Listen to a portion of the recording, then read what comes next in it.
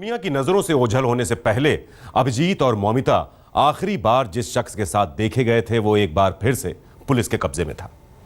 लेकिन इस बार उसकी एक हरकत उसे कानून के जाल में फंसा चुकी थी। गरज ये कि वो अपना सिम कार्ड बदलकर पुलिस को धोखा देने की कोशिश कर रहा था। लेकिन क्यों कर रहा था वो ऐसा? आखिर क्या छुपा रहा था वो? अब चक्राता का टैक्सी ड्राइवर राजू दास एक बार फिर से पुलिस के कब्जे में था। जी हां, वही राजू दास जिसे 2 दिन पहले हिरासत में लेकर पूछताछ करने के बाद पुलिस छोड़ चुकी थी।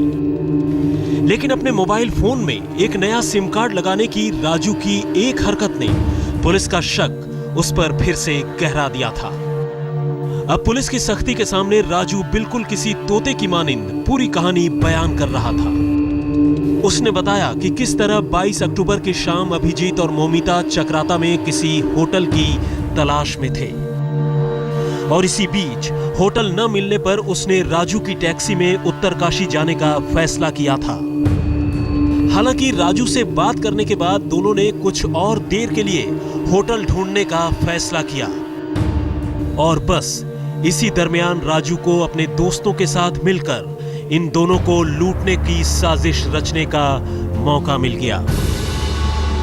इसी ड्राइवर को हम लोगों ने पकड़ा और उससे पूछताछ जब की तो ये सारी बातें पता चली। उसमें ये पता चला कि ये जब वहाँ टाइगर फॉल अंधेरे के समय पे पहुँचने वाले थे तो इनके साथियों के साथ मिलकर इन्होंने कुछ लूटपाट का भी इरादा था और पहले उसके जो अभिजीत है उसका गला दबाया।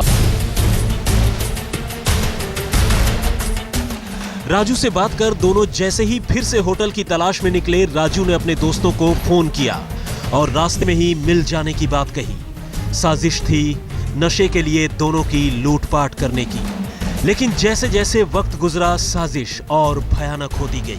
अब अभिजीत और मौमिता दोनों राजू की जीप में सवार हो चुके थे। गाड़ी अभी कुछ दूर आगे गई ही थी कि पहले से तैयार राजू के 3 और दोस्त इसमें मुसाफिरों की तरह सवार हो गए। चूंकि ये टैक्सी भी शेयर वाली थी, दोनों के पास इसका विरोध करने की भी कोई बड़ी वजह नहीं थी। लेकिन जैसे ही सुनसान पहाड़ी रास्तों से गुजरकर गाड़ी आगे बढ़ी, इशारों ही इशारों में बातें कर राजू ने अचानक अपनी गाड़ी रोक दी। अब राजू और उसके तीनों दोस्त अपनी असलियत पर आ गए। 2 लड़कों ने पहले तो अभिजीत को पकड़कर गाड़ी से नीचे उतारा, जबकि 2 ने मौमिता को दबोच लिया। दोनों ने शोर मचाया, छोड़ देने की गुजारिश की, लेकिन दोनों की चीख सुनसान और अंधेरी वादियों में गुम होकर रह गई। अब मौमिता से बदतमीजी देखकर अभिजीत बेचैन हो गया।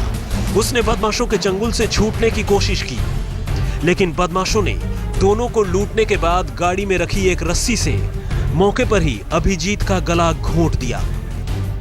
पहले जो लड़के हैं उसका मर्डर किया गया और गला दबा के मर्डर करने के बाद डेड बॉडी को ये फेंकने के लिए और आगे गए, जो उत्तरकाशी एरिया आता है।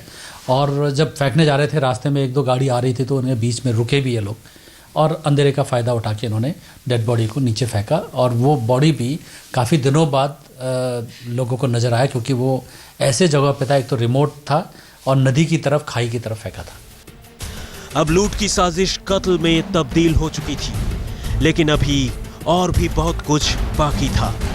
अभिजीत की जान लेने के बाद चारों ने तो खैर उसकी लाश वहीं खाई में धकेल दी, लेकिन अभिजीत की दोस्त मौमिता अब भी जिंदा थी और लगातार अपने साथ हो रही ज्यादती का विरोध कर रही थी। तो क्या मौमिता का भी वही हश्र हुआ जो अभिजीत का हुआ? जवाब बेहद अफसोसनाक था। उत्तरकाशी से ओंकार बहुगुणा और देहरादून से दिलीप सिंह राठौर के साथ विशाल प्रताप सिंह, दिल्ली आज तक।